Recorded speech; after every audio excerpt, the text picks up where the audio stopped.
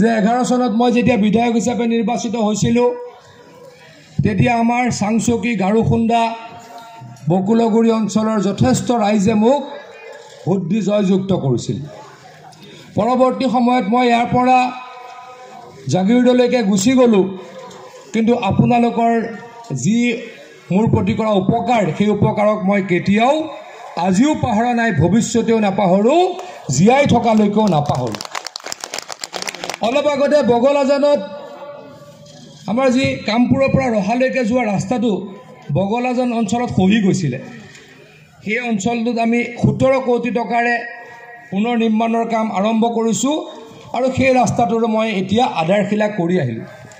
তাতো মই এই কথাখিনি কৈ আছোঁ যে ৰাইজ, আপোনালোকে যদি মোক 11 চনত নিজিকালে হয়, মই যদি 11 চনত বিধায়ক নহ'লোঁ হয় বা ইলেকশ্যন খেলি যদি ইলেকশ্যনত হাৰিলোঁ হয়, আজি যি মোৰ প্ৰতিষ্ঠা সেই প্ৰতিষ্ঠা মই কেতিয়াও নাপালোঁ হয়। গতিকে মই অকল জাগিৰোড সমষ্টিৰ বিধায়ক নহয়, মই ৰহা সমষ্টিৰো বিধায়ক আৰু এতিয়া অলপ অংশ মই বহৰমপুৰ সমষ্টিৰো বিধায়ক। এই গোটেই গাঁওবিলাকত আকৌ বানপানী হ'ব, আমি ভয়ত আছিলোঁ, কিন্তু ভগৱানৰ আশীৰ্বাদত আমাৰ ইঞ্জিনিয়াৰসকলৰ ইচ্ছাত মুখ্যমন্ত্ৰী ডাঙৰীয়াৰ আশীৰ্বাদত আমি কি কৰিলোঁ, এই গাঁওবিলাকত দ্বিতীয় পানীটো হ'বলৈকে নিদিলোঁ। আকৌ কৈছোঁ, মাত্ৰ 15 পৰা 20 দিনৰ ভিতৰত আমি মথাউৰি মেৰামতি কৰিব পৰা হ'লোঁ।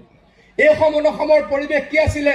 আমি যেতিয়া আগতে বিধায়ক আছিলোঁ, সৰুতে ক'ৰবাত মথাউৰি ভাঙিলে ভগৱানক, বানপানী হ'লে ভগৱানৰ ওচৰত প্ৰাৰ্থনা জনাওঁ যে ভগৱান মথাউৰি যাতে নাভাঙে।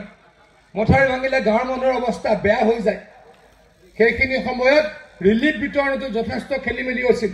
অসমৰ বিভিন্ন জেগাত কংগ্ৰেছ চৰকাৰৰ দিনত ৰিলিফ চুৰিৰ খবৰ আহিছিল। আজিকালি সেই খবৰবিলাক নাই। আজিকালি এনেকুৱা খবৰ আহে নেকি যে অমুকে ক'ৰবাত ৰিলিফ চুৰি কৰিলে? এনেকুৱা খবৰ আহে নেকি? আজিকালি সেই খবৰ নাহে। এতিয়া আমি কি কৰি আছোঁ, ৰিলিফ কিয় দিব লাগে, বানপানীয়ে নাইকিয়া কৰিম, তাৰ কাৰণে আমি কাম কৰি আছোঁ। মানুহৰ জৰুলা অৱস্থা কৰিছিলে।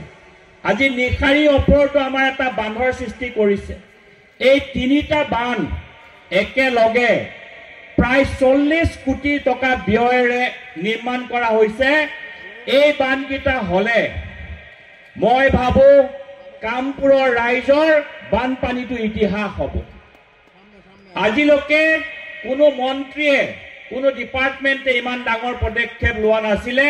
বিধায়ক হিচাপে, কামপুৰ অঞ্চলৰ বাসিন্দা হিচাপে সকলো ৰাইজে পীযুষ হাজৰিকা ডাঙৰীয়াক এটা ডাঙৰ হাত চাপৰেৰে উষ্ম আদৰণি জনাওক, তেখেতৰ দীৰ্ঘায়ু কামনা কৰিলোঁ। আৰু আপুনি যিটো কাম, ৰাইজ বানপানীৰ কবলত কিমান কষ্ট পাবলগীয়া অৱস্থা ৰাইজৰ হয়, এইটো বানপানীত ভোগা মানুহে বুজি পায়।